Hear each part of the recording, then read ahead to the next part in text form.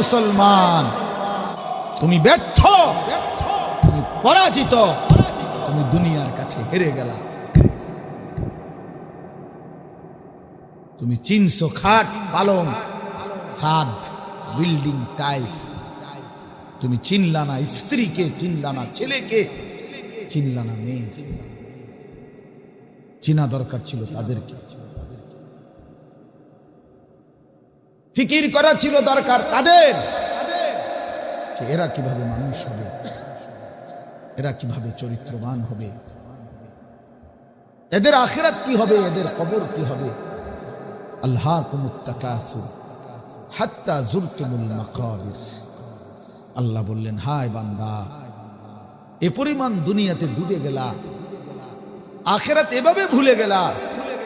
দুনিয়া বাড়ানোর নেশা, আরো বাড়ি, আরো গাড়ি, আরো জমি, আরো ক্ষমতা, আরো ক্ষেত, আরো ফসল, আরো দোকান, আরো ব্যবসা, তোমাদেরকে আখিরাত ভুলাইয়া দিল, দুনিয়ায় ডুবাইয়া ফেললো। হাত্তা যুরতুমুল মাকাবির, এরই মধ্যে একদিন সত্যি সত্যি কবরেই পৌঁছে গেল, একদিন কবরেই চলে গেলা। কাল্লা সাউফা তা'লামুন। আল্লাহ বলে, সাবধান, মনে রেখো, আমারে ভুলে থাকার পরিণতি কি, দুনিয়ায় ডুবে থাকার পরিণতি কি, আমার আখিরাত ভুলে যাওয়ার পরিণতি কি, আমি আল্লাহ অচিরেই তোমাকে জানাবো। সুম্মা কাল্লা সাউফা তা'লামুন। আবারও বলছি বান্দা, আমি তোমাকে অচিরেই জানাবো। তাফসীরের মধ্যে লিখছে, তাফসীরে কুরতুবিতে আল্লাহ তাআলা বুঝাইতে চাইছে, বান্দা, তোমার এই দুনিয়ার লোভ আর আখিরাত ভুলে থাকা, এর পরিণতি আমি একবার তোমারে কবরে আযাব দিয়া প্রথমবার বুঝাবো, এরপরে নাফরমান আবার হাসরের ময়দানে জাহান্নামের আযাব দিয়া বুঝাবো। একবার ফিল কবরে আর একবার ফিল আখিরাত। কাল্লা সাউফা তা'লামুনা ফিল কবর সুম্মা কাল্লা সাউফা তা'লামুনা ফিল আখিরাত।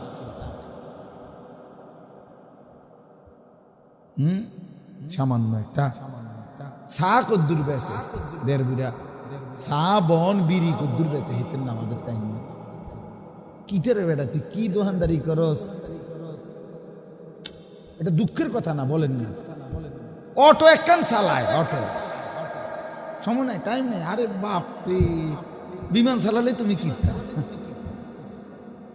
সিএনজি চালায়, নামাজের সময় নেই, 12,000 টাকা বেতনের চাকরি করে। হাই রে গোলাম, 12,000 টাকার গোলামি করতে গিয়ে এত বড় আসমানওয়ালা মালিকের গোলামি ছেড়ে দিবে। আস্তাগফিরুল্লাহ, আস্তাগফিরুল্লাহ। কারে বাদ দিলা, কারে ধরলা? তোমার এই বস তোমারে মাস শেষে নয়তো 18,000 টাকা বেতন দিবে, নয়তো 20,000 টাকা বেতন দিবে। আর ওই আরশে আজিমের মালিক তোমারে কি দিয়েছে? যাকে ছেড়ে দিলেন তার থেকে কদ্দুর পেলেন, যাকে ধরলেন তার থেকে কদ্দুর। ইয়া আইয়ুহাল ইনসানু মা গাররাকা বিরাব্বিকাল কারীম। আল্লাহ বলছেন, হায় মানুষ, আমার মতো দয়ালু মেহেরবান মালিক থেকে কে তোমারে ধোঁকা দিল, কে তোমারে ভুলায় দিল? আল্লাহ যেন বেনামাজি বান্দারে ডাক দিয়া বলে, হায় আমার বান্দা, আমার চাইতে উত্তম তুমি কারে পাইলা, যারে পাইয়া আমারে ভুলে গেল। আল্লাহ যেন হারামখোরকে ডাক দিয়ে বলে, হায় বান্দা, আমার চাইতে কাকে উত্তম পেলা, যাকে পেয়ে তুমি আমার হুকুম এভাবে প্রত্যাখ্যান করলে। আল্লাহ ডাক দিয়ে, কারে পাইলা বান্দা? কে সে তোমার যে আমার চাইতে তোমার কাছে প্রিয় হয়ে গেল? বলেন, আল্লাহর চাইতে বেশি দেনেওয়ালা কে? বলেন না বাবা, বলেন। তাহলে কেন আল্লাহকে ভুলে গেল? ছেলের এই অধপতন দেখে যদি বাবার চোখে পানি না আসে, সে কিসের বাপ? মেয়ের এই বেপর্দা জিন্দেগি দেখে মায়ের চোখে যদি কান্না না আসে, সে কিসের মা? আমার তো এটা প্রতিদিনকার কথা, প্রতিদিন বলি। আহা, যে ঘরে একটা ছেলে বাপ মা জীবিত থাকতে 14 বছর 16 বছরের ছেলে মেয়ে একদিনও ফজরের নামাজ পড়ে না, ওই মা বাপ তো চিৎকার দিয়া গৈরাইয়া কান্দার কথা যে হায় আমাদের জীবনের আর কি হলো, তো এই খাট পালং আর সোফা ফার্নিচার দিয়ে কি হবে, দুনিয়া দিয়ে কি হবে বাপ। ওমা হাযিহিল হায়াতুদ দুনিয়া ইল্লা লাহবুন ওয়া লাইব। আল্লাহ বলে বান্দা দুনিয়ার জীবন শুধুই তামাশা, শুধুই খেলাধুলা। ওয়া ইন্নাদ দারাল আখিরাতা লাহিয়াল হায়াওয়ান, আখিরাতের ঘর জান্নাত সেটাই কেবল জীবন, বেঁচে থাকার সার্থকতা, জীবনের সার্থকতা আখিরাত। লাউ কানু ইয়ালামুন, আল্লাহ বলে যদি বান্দা এই কথাটা বুঝতা কত না ভালো হতো, যদি বুঝতা আখিরাতি মূল তাইলেই বেশি ভালো হতো। আল্লাহ বলেন মাতালুল লাযীনা ইত্তাখাযু মিন দুনিল্লাহি আউলিয়া কামাসালিল আনকাবুত ইত্তাখাযাত বাইতা ওয়া ইন্না আওহানাল বুয়ুতি লাবাইতুল আনকাবুত লাউ কানু ইয়ালামুন। একই কথা। আল্লাহ বলে তোমরা যারা আল্লাহকে বাদ দিয়ে অন্য কিছুকে বন্ধু বানাইলা, আপন বানাইলা, মনে রেখো তোমরা মাকড়সার মতো। যে মাকড়সা বড় যত্ন করে একটা ঘর বানাইলো, আর জানোই তো বান্দা এই পৃথিবীর সবচেয়ে দুর্বল ঘর মাকড়সার ঘর, ঠিক না? মাকড়সার ঘর ছিলেন না? একটু সামান্য হাতের নাড়া লাগলেই মাকড়সার সাজানো ঘর ভেঙে যায়। আল্লাহ বলেন আল্লাহরে বাদ দিয়া যা ধরলা, তুমি যেন একটা মাকড়সার মতো যে একটা ঘর বানাইলা, অথচ সেই ঘরটা হলো পৃথিবীর সবচেয়ে দুর্বল। লাউ কানু ইয়ালামুন, এই কথায় আবার বলছি, আহা বান্দা এটা যদি বুঝতা, এটা যদি বুঝতা ভালো হতো যে আল্লাহকে বাদ দিয়ে যাকেই ধরলাম, গোটা পৃথিবীর প্রেসিডেন্টকেও যদি ধরি, তাহলেও তুমি যেন একটা মাকড়সার ঘরকে যেটা ভেঙে যাবে। এই জন্য আমরা প্রত্যেকে এটা আমাদের বোঝা উচিত। বাপ ছেলেটাকে মোবাইলের আসক্তি থেকে বাঁচান, মেয়েটাকে বেপর্দা শরীর থেকে বাঁচান, স্ত্রীকে বাঁচান, মানুষের ফিকির করেন। খাট পালং আর সোফা ফার্নিচারের হিসাব দিয়েন না বাপ, আল্লাহ দোহাই। ও বিল্ডিং টিল্ডিং এই সমস্ত 4 তলা 6 তলা বিল্ডিং যদি আমগো বাংলাদেশ, এগুলা ইউরোপ আমেরিকার মধ্যে গরু গরম, এটি মুরগার ফার্ম, ইতান হেরা এটি গনা তো দেয়। কথা বুঝছেন? আমরা যেসব প্রাইভেট কারে সরি, ইউরোপ আমেরিকাতে এগুলা দিয়ে ছাগল টানে। বিশ্বাস কর, ছাগল টানে, ফার্মের মুরগাটা এত দামি গাড়ি, এনে মাতবুরির কিচ্ছু নেই, হুদ্দাই একটা প্রাইভেট কার দিয়েছে। কি বেটা প্রাইভেট কারে দিয়ে তো ছাগল টানে। এসি রুমে ঘুমে তো এসি রুমে তো শুকরও রাখে, গরু ছাগলও রাখে। ইউরোপ আমেরিকাতে কুকুরও পালে এসি। তো কি সেটা? দুনিয়া আহামরি কিছুই না বাপ, দুনিয়া আহামরি কিছুই না। অমাল হায়াতুদ দুনিয়া ইল্লা মাতাউল গুরুর। আল্লাহ তাআলা বলে বান্দা দুনিয়ার জীবন আর কিছুই নয়, শুধুই ধোঁকা। ফামা মাতাউল হায়াতিদ দুনিয়া ফিল আখিরাতি ইল্লা কালিল। আল্লাহ বলে বান্দা আখিরাতের তুলনায় দুনিয়ার জীবন একদমই সামান্য, কালিল। নবীজি সাল্লাল্লাহু আলাইহি ওয়াসাল্লাম উদাহরণ দিয়ে বুঝাইছেন, উম্মত দুনিয়া আর আখিরাতের ব্যবধান বুঝো, আমি নবী বুঝাই। নবীজি বলছেন একটি সাগরের মধ্যে কেউ যদি তার আঙ্গুল রাখে, আঙ্গুল চুবায়, এরপরে উঠায় ফেলে, তাহলে আঙ্গুলের অগ্রভাগে যেই পানিটা লাগছে সাগর থেকে, এতে করে সাগরের ঢেউ তো বন্ধ হয়ে গেছে, ঠিক না? জাহাজ, লঞ্চ, স্টিমার যেটি ছিল, পানির অভাবে এটি তো থেমে গেছে, ঠিক না? কথা বুঝছেননি প্রশ্নটা? একটা সাগরের মধ্যে যদি কেউ একটা আঙ্গুল ভিজায় আর আঙ্গুল উঠায়, তো যেটুকু পানি লাগবে এটুকু পানির ঘাটতিতে সাগরের বিরাট ক্ষতি হয়ে যাবে, সাগরের পানি বুঝাও যাবে কিছু। আল্লাহ রাসূল সাল্লাল্লাহু আলাইহি ওয়াসাল্লাম বলেন, উম্মত, এই আঙ্গুলের অগ্রভাগে যেটুকু পানি লাগছে এটা হলো দুনিয়া, সাগরের বাকি পানি পুরাটা আখিরাত।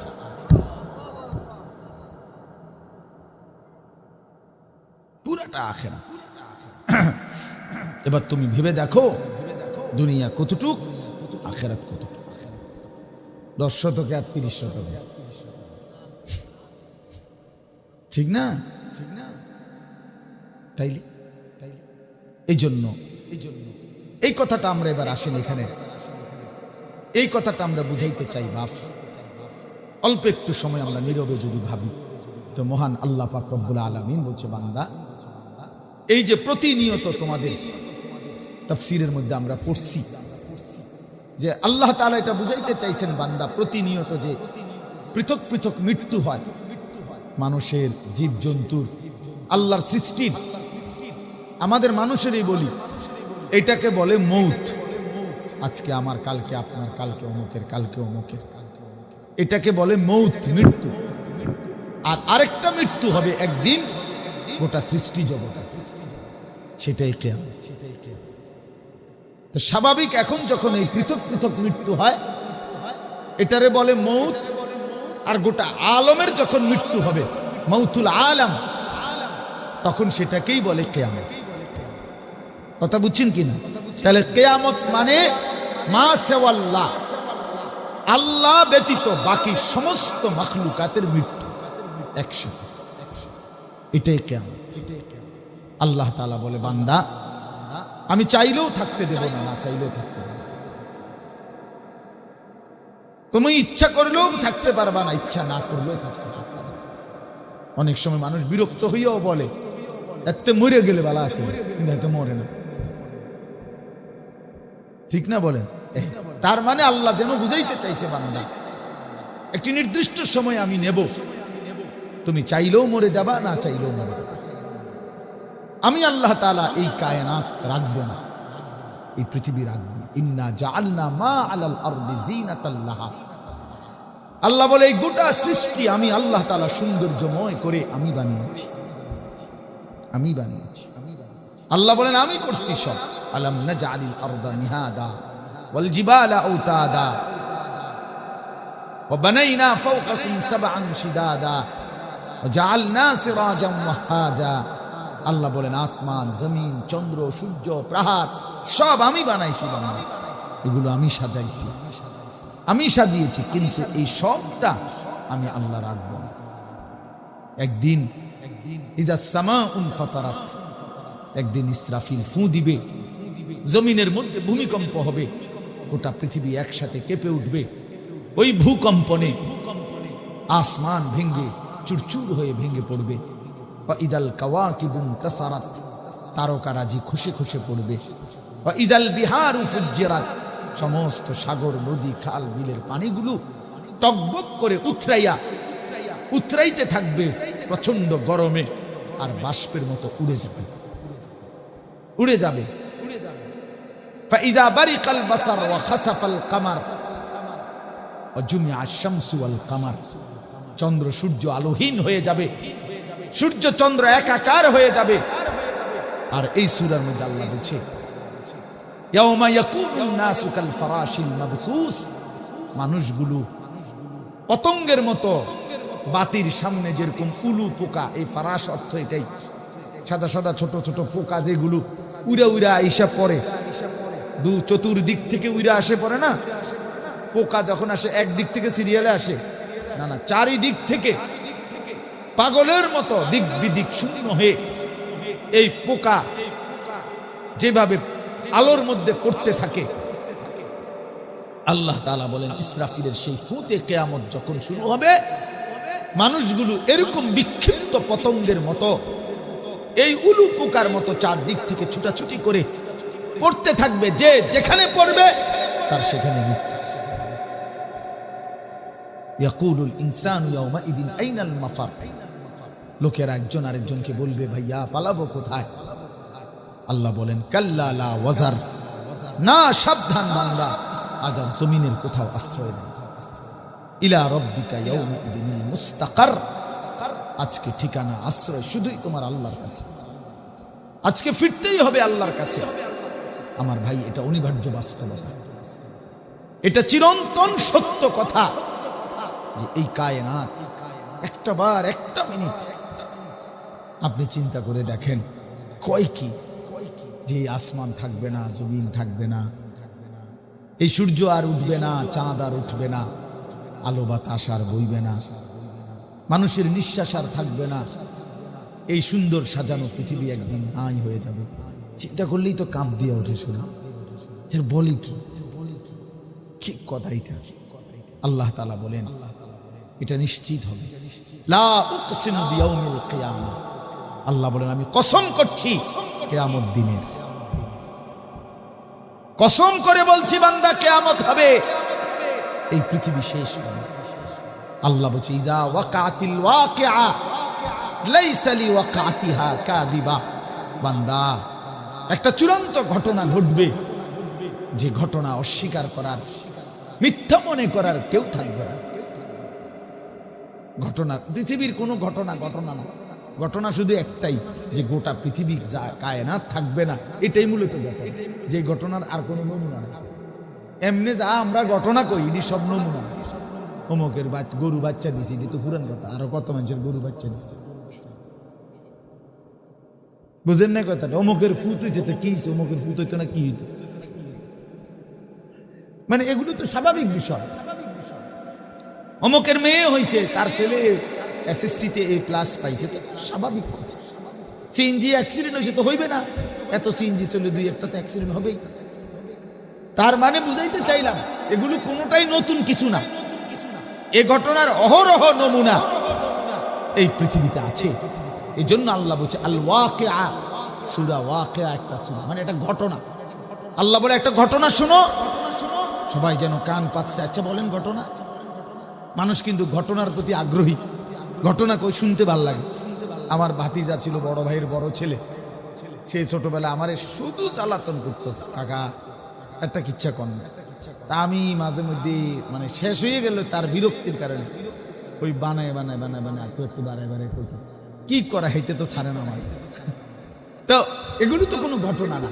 আল্লাহ বলেন ইজা ওয়াকাতিল ওয়াকিআ, যখন একটা ঘটনা ঘটবে, সেই ঘটনাটা হলো এই কায়নাত। ইদা রাজ্জাতিল আরদু রাজ্জা, এই জমিন রেজা রেজা, পাউডার পাউডার হয়ে নিশ্চিহ্ন হয়ে যাবে, নিশ্চিহ্ন হয়ে যাবে। আল্লাহ তাআলা বলেন এই সূরাতে আছে ওয়া তাকুনুল জিবালু কাল ইহনিল মানফুশ, ইসরাফিলের ফু হবে, কিয়ামত হবে। বান্দা, এতগুলো আয়াতে আমি বলছি বান্দা, মিথ্যা বলছি না বান্দা, আমি মালিক এক যাররা মিথ্যা বলি না বান্দা। ধুনিত তুলা, ধুনিত তুলা বুঝেন? অর্থাৎ তুলা যখন মানুষের লেফ তোষক বানায়, এই লেফ তোষকের তুলা এগুলারে প্রথম ধুনাইতে হয়, মেশিন দিয়া হোক আর ওই দিয়া বাইরাইয়া হোক, লাঠি দিয়া বাইরাইয়া হোক, এটারে কি করতে হয়? ধুনাইতে হয়। অনেক ধুনাইলে এগুলো আলাদা আলাদা হয়, তখন এগুলো সামান্য বাতাস লাগলো উড়ে যায়।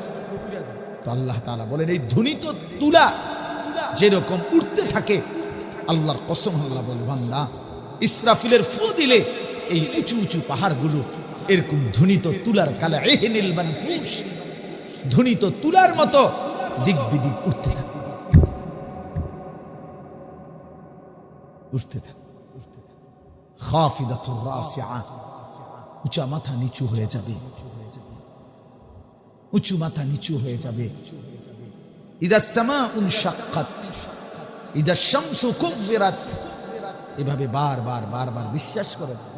কোরআনুল কারীমের, এই কোরআনের কারীমের 3 ভাগের 2 ভাগ, 2/3 আলোচনা আখিরাত। আখিরাত রাসূলুল্লাহ সাল্লাল্লাহু আলাইহি ওয়াসাল্লাম মক্কায় যে 13 বছর ইসলাম প্রচার করছে, কয় বছর? এই 13 বছর মদিনায় 13 বছর পরে গেছেন। 13 বছর পরে গিয়া মদিনায় যখন গেছেন, তখনই শরীয়তের সমস্ত বিধিবিধান, হুকুম আহকাম নাজিল হয়েছে।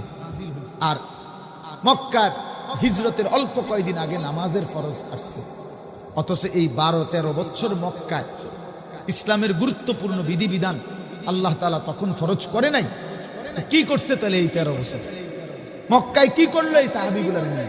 আল্লাহর কসম, এই জন্য মক্কি সূরাগুলো যদি কেউ শুনে পড়ে, মক্কায় নাজিলকৃত সূরা কোরআনের 2/3 তো এই সূরাগুলো পড়লে মূল বক্তব্য যে কেউ বিবেক দিয়ে যদি তর্জমাটা পড়ে সে বুঝবে যে মক্কার সমস্ত সূরার মূল মাকসাদ আল্লাহ তাআলা তার বান্দার কলিজায়, রাসূল তার সাহাবীদের কলিজার মধ্যে শুধুই আখিরাত আখিরাত আখিরাত, পরকাল, কবর, হাসর, কবর থেকে পুনরায় উত্থান, এটাই বুঝাইতে,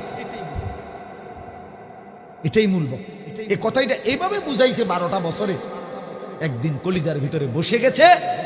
এবার পরবর্তী মৃত্যু পর্যন্ত সাহাবায়ে কেরাম বন্ধু মনে হয় যেন আখিরাতকে সামনে দেখতে দেখতে জিন্দেগিটা কাটাইছে।